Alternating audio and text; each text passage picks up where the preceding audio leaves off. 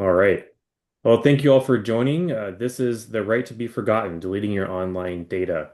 This is our fourth webinar in honor of Data Privacy Week. So be sure to tune in to our privacy-themed trivia game show later today at 2 o'clock Eastern. That'll be myself and Barry Eitel hosting a game show to wrap up the week. And then we're keeping it going. We're going to have two more bonus sessions. One of this is on February 5th with consumer reports for dynamic pricing when algorithms set the cost. And then again on February 10th for a conversation designed for managed service providers and small and medium-sized businesses with leaders from Acronis. This webinar is being recorded and will be uploaded to our website and YouTube channel by tomorrow morning. So please leave all questions in the Q&A box, and we'll get to many as we can at the end of this webinar. My name is Cliff Steinhauer. I am the Director of Information Security and Engagement here at the National Cybersecurity Alliance. And joining me today are our three guest panelists, starting with Megan Land, the Executive Director at Privacy Rights Clearinghouse, a nonprofit organization focused on helping people understand their data privacy rights and advocating for strong and accessible privacy protections. Also with me today is Tom Kemp.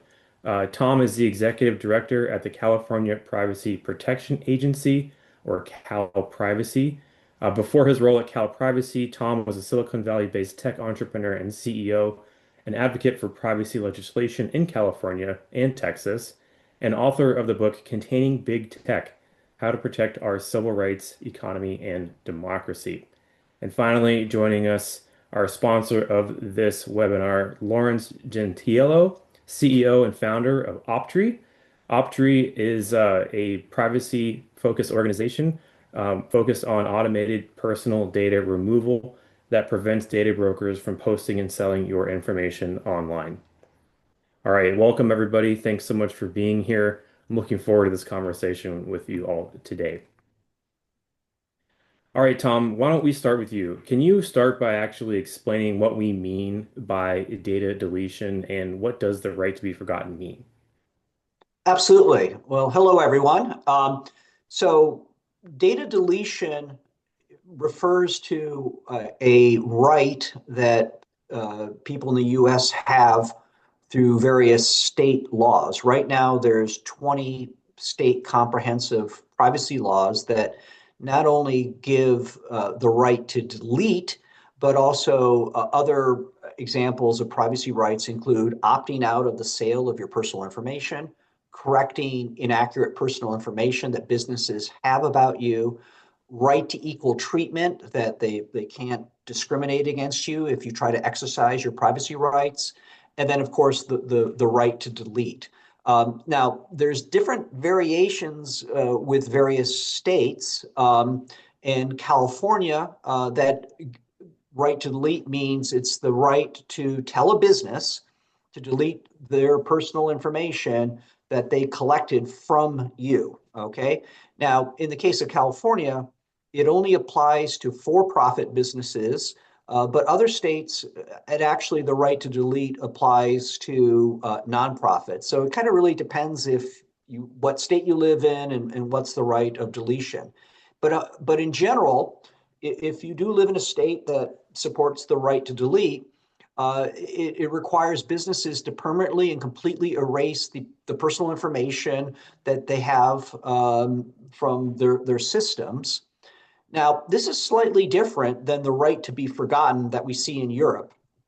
But it's very similar, but there are some differences. In Europe, the right to be forgotten is much broader. It applies both to information collected from the consumer and information collected about the consumer. And it also, in Europe, the right to forgotten also includes public availability information that's out there. But here in the United States, because of the First Amendment, information in voter rolls, marriage license, real estate records, etc., you cannot request those being deleted. So there is a difference between the rights that you have in the US and the breadth as opposed to Europe, where the deletion capabilities are much broader. Right. So is it fair to say the right to be forgotten is not a US concept, it's more of a European concept? Yes, absolutely. So none of the privacy laws say in the US say it's the right to be forgotten. They say it's the right to opt out, it's the right to correct, and they say it's the right to delete as well, just because of the scope of the law. And again, here in the United States, it's dependent on whether or not you have a state privacy law, and then different state privacy laws apply to different types of businesses, which could include, in some states, it includes nonprofits. In the case of California, it's only for profit entities. Now, the nice thing is, and I'm going to talk a little bit about California here, that we really take this right seriously. And one way that we have taken this right seriously is that the legislature passed in 2023 the Delete Act. And that gives consumers, and this website launched on January 1st, the ability to go to a single website and make a request to have all your data deleted from over 500 registered data brokers. And so that actually gets around the issue of having to go to each and every data broker and making that request. So that is an example of kind of how things are evolving as it relates to privacy rights that California, and if you're a Californian, please go to privacy.ca.gov and check it out. If you're from other parts of the US, and I know we have a lot of other people, please tell your legislature to not only pass a comprehensive privacy law, but look to better regulate these third-party entities called data brokers that collect and sell your personal information without you having any knowledge of that. Got it. Thank you for that. So if you don't live in California and you can't just go to the Delete Acts website, what what choices do we have? I'll throw this to the other panelists. You know, is it a one by one kind of thing, or do some states have something similar to the delete, single location, or how does that work? Well, one thing that I can add is that as part of just sort of account hygiene and personal data privacy hygiene, we always recommend that you delete accounts that you're not using. So if you don't do this over years and years of time, you have this collection of accounts that you may be actively using or not using. And one of the practices that we recommend is if there's an account that you're not using, delete it. Don't just leave it out there. That account could later be breached. Your personal private information could end up on the dark web because you didn't take the time to delete that account. So one of the things that we can all do, whether we're in California or not, or whether we take the time to go delete accounts or use data deletion services, is to practice good personal data hygiene and delete unused accounts. Yeah, and to go back to that question, and also when I saw it in the chat, this is where the person resides, so not typically where the business is, but where the person resides. And yes, typically speaking, and that's one of the major issues with data brokers and any kind of right to access or delete your information, is that unless you are in California or you are using one of these paid services, you are undertaking this like unsurmountable task of going to each and every one to request these rights. Yeah. Yeah. And even beyond that, be careful which accounts you create.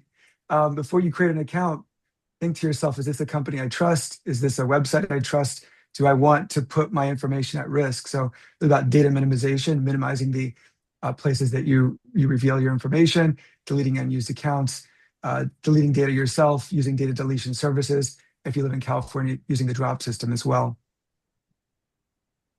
Excellent. Yeah, thanks for that. And that's a good point to make, Megan, too, about the privacy laws apply to the state where you live, not where the business is. And if businesses do have customers in states where privacy laws govern, they have to abide by those privacy laws too. So that's something for every small business to know. And there are thresholds for the size of the business. So revenue or, number of customers and those types of things do come into play with some of those rules as well. And again, as Tom mentioned, nonprofits are sometimes subject to that and sometimes they're not. Okay, so Really quick, Tom, just a follow for the first question. How does the U.S. approach differ from other countries? Yeah, I mean the difference is, I mean, first of all, in the United States, it's a patchwork. So unfortunately, not all state residents have that.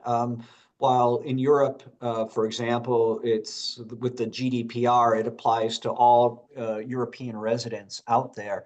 And then the difference also is in Europe, it's an opt-in versus opt-out. You know, basic setup of privacy model. And so by default, if you're in Europe, that you don't sign up, you're not signed up for it unless you explicitly say, yeah, you can collect my information and use it. While here in the United States, with all the privacy laws, it's like you have to actually go through the process of saying, yeah, don't sell or share my information, et cetera. But the fundamental issue is that with all these privacy rights, even in a state that does have a privacy law, it's really the onus is on the consumer to proactively have to exercise for example, your right to delete.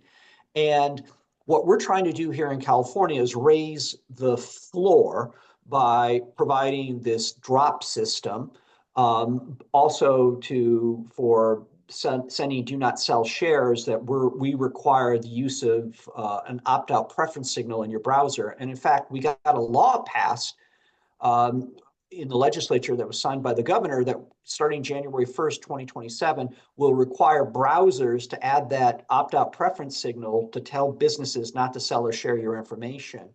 So we're trying to raise the floor here in California, but I want to point out that even though we're raising the floor, it's a very high ceiling, and people should look to complement and supplement kind of their own actions by looking at privacy tips, looking at third parties, et cetera. So just because you have a set of rights and maybe you have some free tools if you're a California, like the drop system, or live in a state that requires businesses to support the opt-out preference signal, typically implemented as something called the global privacy control. Again, it's a little browser plugin that you can add, that there's more that you can and should do. Lawrence gave a great example of deleting your accounts. You may want to look at if your information is showing up on Google and potentially asking Google to remove that from their search index that doesn't remove it from the backend system, looking at third-party products, et cetera. So the goal is to raise the floor, but there's a lot more that needs to be done. And you can look to do it yourself through tips or look for third parties to help you. Yeah, it's great. I think one of the things I'm pulling out of that is that in other countries, you have to explicitly opt in to have your data used or shared. And here you have to take the work to actually opt out if you don't want it shared. So we're all opting in by default in most cases, whereas in other countries like the GDPR covered entities, you would be explicitly opting into that data sharing. Megan, really quick, I want to ask you, what types of personal data are we talking about? What is being collected, and what types of data can realistically even be deleted if we were to ask for it to be deleted? So as far as the types of information that are collected, in many cases, unfortunately, it's going to be anything and everything a company physically can, and probably a lot more than most people realize. This is especially true when there isn't really an incentive, like clear rights in place, restrictions, or a risk of government agency and or private enforcement. But the types of information can include like the data that you'll see when you do an online search of yourself that might be more visible in like a people search site. So identifying data you're probably familiar with, your name, address, date of birth, email, phone number, et cetera. And then information that might be available about you or about somebody who has a similar or the same name as you that is actually then tied to real information about you that might be available in court or criminal records, business ownership information, professional licenses, property records. And then there's the data that's being collected and transacted more behind the scenes. So that would be persistent identifiers like your device ID, mobile advertising IDs, for instance, behavioral and location data. So like your clicks, precise information or location information, your searches, demographic and household data that actually might be visible on some of these more public facing sites as well. in your purchase and transaction data. And then there's another category that is concerning and often falls into a gray area legally, and that's the information that a company is collecting or inferring about you based on all of the other data that they already have or have purchased about you. So that could be perceived interests, risk scores, predictions about you. So maybe predicting whether you lean a certain way politically or have a religious affiliation, health-related information, and then any kind of profile you may fall into based on this. So there's a lot there. That is a lot. A lot. And so I think about things like social media advertising and paid search advertising and what you're saying about inferred preferences or leanings and things like that. What would you say about the government purchasing this type of data in the environment that we're in right now? Is there increased risk of this? Is there a lot that we could be doing on a user preferences scale or on a privacy settings scale in our devices or our accounts to kind of rein that in a little bit? Or is there just, this is the you are the product, so you therefore pay with your habits and data?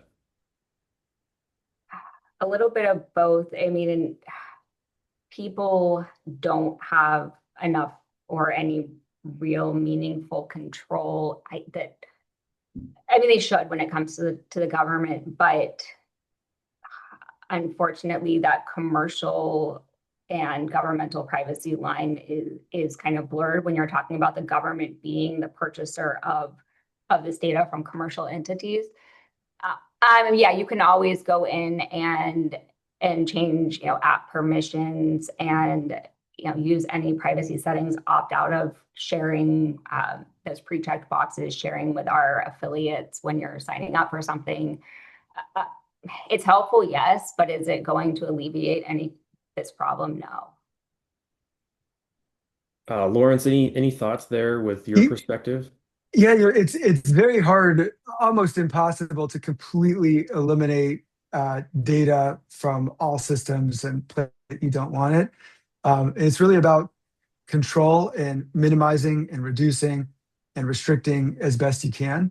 And so you mentioned, the government getting hands on your data. The government has ready access to a lot of data, but using tools, practicing good data hygiene, practicing privacy and security principles can prevent your information from getting out there. And it's all about reducing and minimizing and controlling as best you can.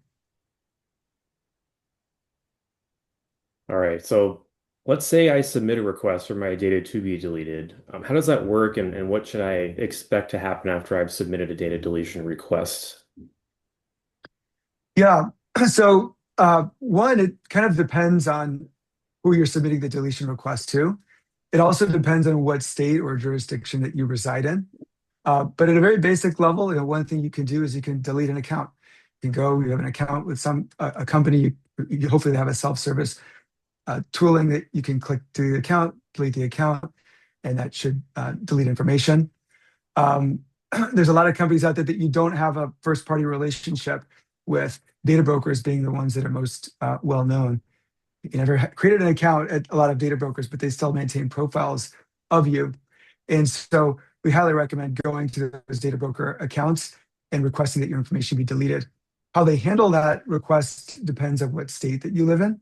But at a bare minimum, you're submitting an online form, perhaps sending an email, and then there's typically some kind of a verification or validation process, perhaps identity verification, an email verification, and you proceed through that process, and then the information is deleted.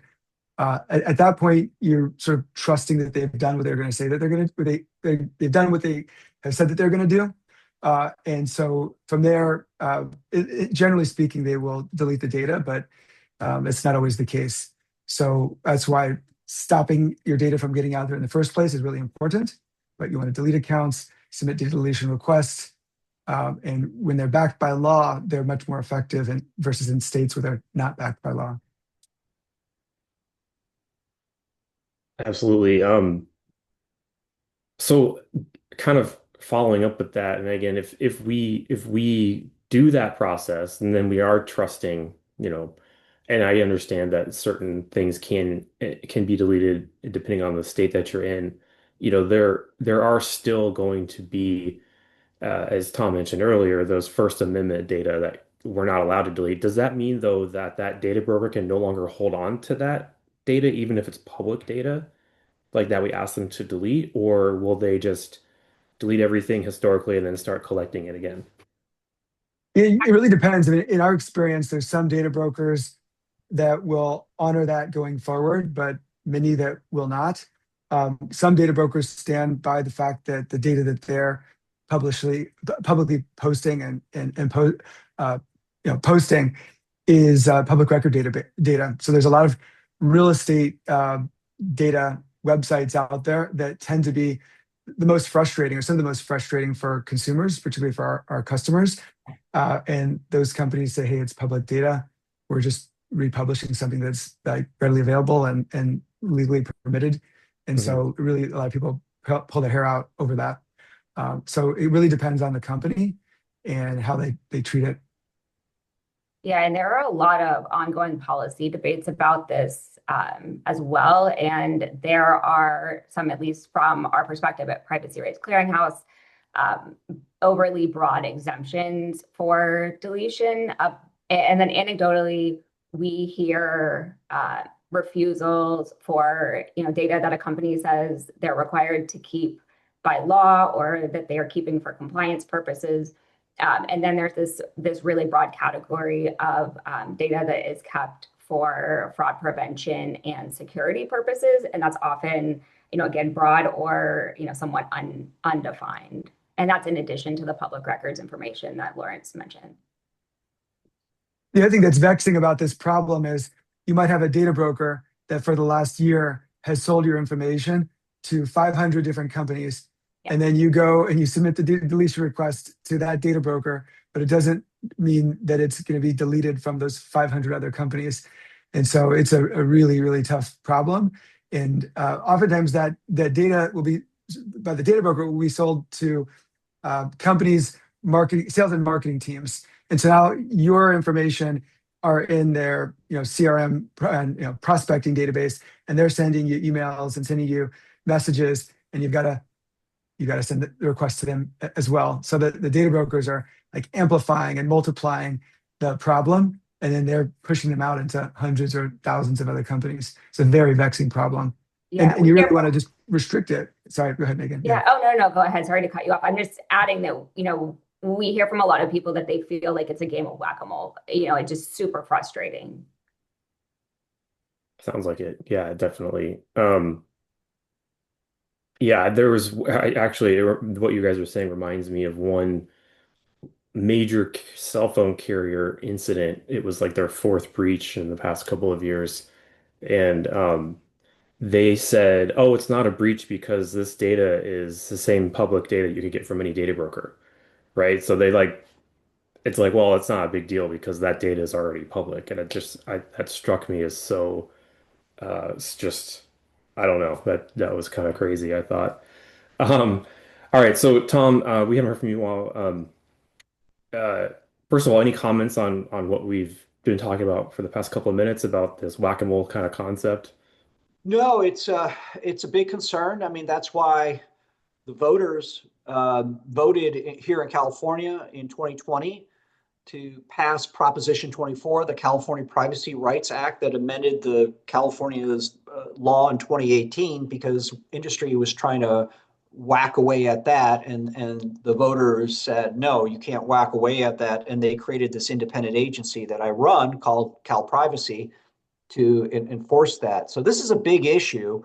And here in California, we're trying to lead the way, and with legislation as well as enforcement, et cetera. But I think a key thing that we're trying to do is also just raise privacy tips and awareness, provide privacy tips and general improve privacy literacy, because it is a kind of a whack-a-mole.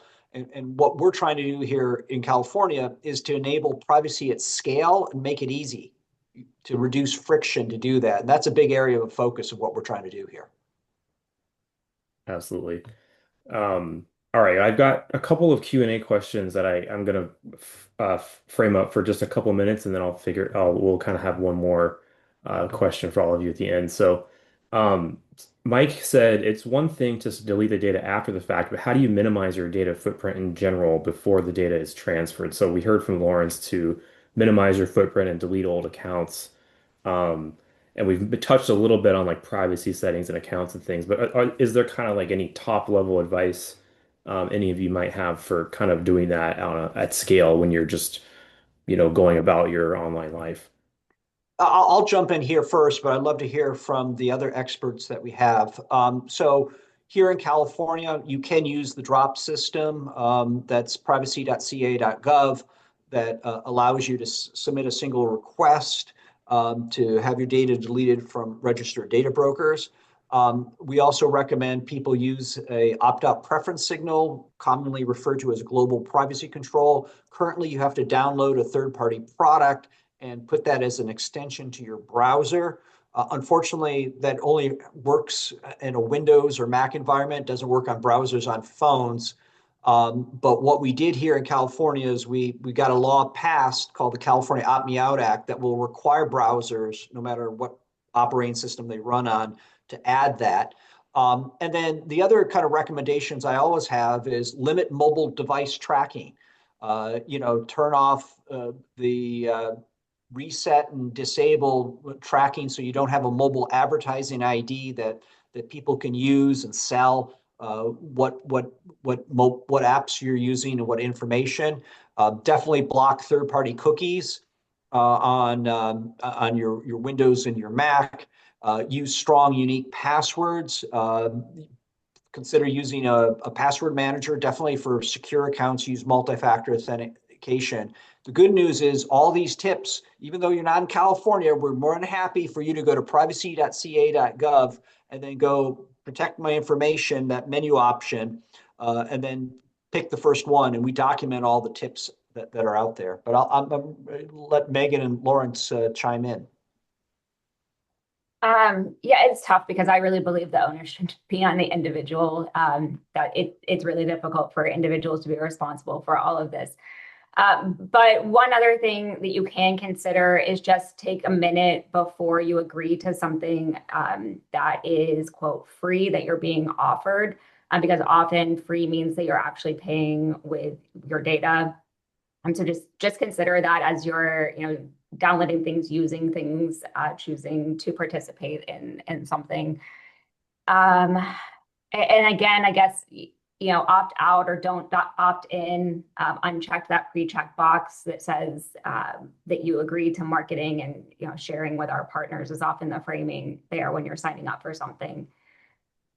But yeah, also advocate for stronger protections in your state. And I'm really hoping that the drop mechanism in California and seeing the Delete Act get rolled out can serve as a model or perhaps a pilot so that other states can take action like this in the future and really give an individual more control that they can exercise at scale.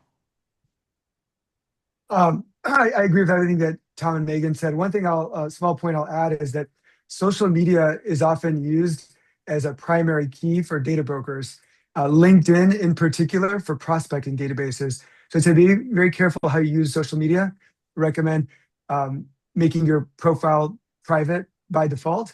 And LinkedIn also is something, one of the interesting things that I've noticed is that a lot of executives within the data broker industry have their LinkedIn profiles where you can just say their first name and their last initial. It's because they know that there's a lot of crawling, scraping going on of LinkedIn, and that's often a primary key in data broker databases. And so, if you make those profiles private, be careful what you share, and even maybe don't include your last name. That can help you as well. But agree with everything that Tom and Megan said. That's a great point about using just your last name initial. And personally here, my job at the NCA includes creating privacy tips and videos about how to go into different services and applications and tweak those privacy settings and understand what they mean. So I just did one on Facebook recently, and it was amazing how many different levers there are just within Facebook on every single piece of your data that can either be visible to the public, visible to your friends, visible to friends of friends, or visible only to you. So lots of settings in just that one service or app. Of course, it's a behemoth, it's a big one. But all right, I'm going to round this out. We're actually over time, so I'm going to take and just give one more question that you all can each kind of chime in and answer. This meeting will be recorded and will be available for follow-up questions. Our emails are on the Zoom and things like that, so we can continue the conversation afterwards. But my final question is, looking ahead, I have two parts to this question. You can choose which one to answer. Um, what does AI have to do and to start to play into data privacy in our online choices? Um, and the second piece is, where do you see this data deletion going? Are we moving towards a comprehensive delete me act for the country, or are we moving in the opposite direction where it's just becoming harder and harder and the game of whack-a-mole is getting worse and worse? So we could go around and you guys can give your take on one or both of those as we in the webinar. Yeah, I'll Yeah, jump in. I'll go ahead, jump in Tom. here Yeah, and then let Lawrence, yeah, Megan, then Lawrence, and so Lawrence can wrap up. So look, AI is just another means and mechanism to process your personal information. And so if you use any of these chat bots, you should certainly configure them appropriately, just like you try to configure Facebook and social media, et cetera. So it's I think the goal is you want to take control of your personal information. You want to reduce your footprint. Clearly, there is now the second part of your question.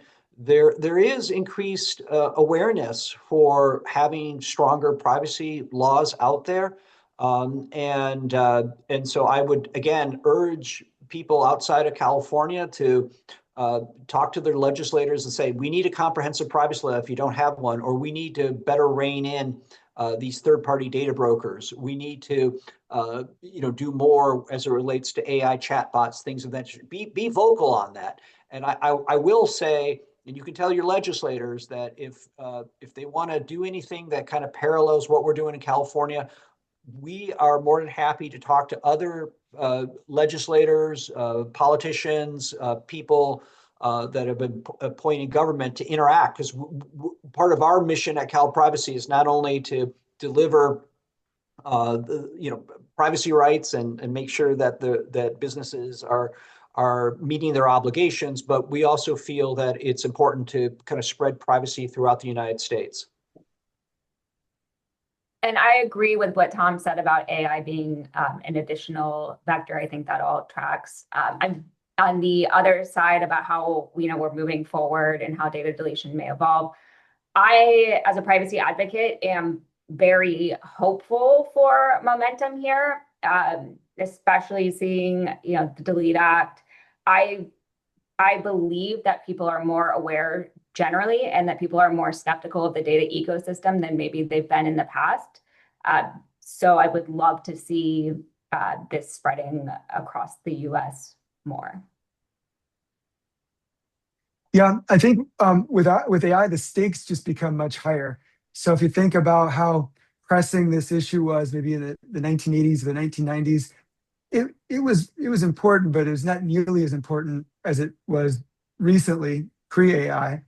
The technology become much more powerful, the stakes higher. Well, with AI, it really supercharges things. The data can be weaponized to a much greater extent, and the tools at adversaries' disposal are much more powerful. So it really just escalates the stakes quite significantly with AI, where if you maybe didn't care about this problem so much in maybe the 1990s or the early 2000s, you better start caring about it, because it's really, really powerful what these tools can do with data of yours that's being misused against you. So one, the stakes are much, much higher with AI. I think the other thing looking forward, I think there's probably three things that come to mind. Is one is regulation enforcement. I've loved seeing that AG's office in Texas and Tom and team at Cal Privacy have started to step up enforcement activity. We used to not have any privacy laws. Today, we have 19 states in the US in effect. That's great. We're looking to see more. So have continued regulation and then enforcement. The other big thing is AI, APIs, and automation. What maybe 10 years ago was just all manual is moving more and more towards automation, AI, APIs, systems like the drop system, systems like Optery that automatically deliver opt-out requests to hundreds of data brokers. And the last thing that I see is identity verification. There's different players in this space. You've got the consumers, you've got regulators, you've got companies, and there needs to be a common key that we can all interact with together. And that is just getting going. And I applaud Cal Privacy for incorporating identity verification into their system. And that's something that's been largely absent within the data broker to data removal interactions up to now. And I really see that becoming really important going forward to ensure that there's that high fidelity in terms of the requests that are made. So those are the way I think about where things are headed. Oh, that's fantastic. Thank you so much for your insights. This was super valuable, and I could tell we could have gone on and on and on with this. There's 36 open questions we weren't able to get to in time, so I apologize for that. But we will post this on LinkedIn from the National Cybersecurity Alliance LinkedIn page. We'll tag you all, and if you all have questions, feel free to ping us on LinkedIn, and we'll do our best to kind of come into the comment section and have continue the conversation. So. Tom, Megan, Lawrence, thank you so much for your time today. It's been a pleasure, and we look forward to reviewing this later and following up with any questions anyone may have. So thank you all for joining us, and have a great rest of your Friday. Thank you very Thanks, much. everybody. Thanks so Thanks. much. Thanks. Bye.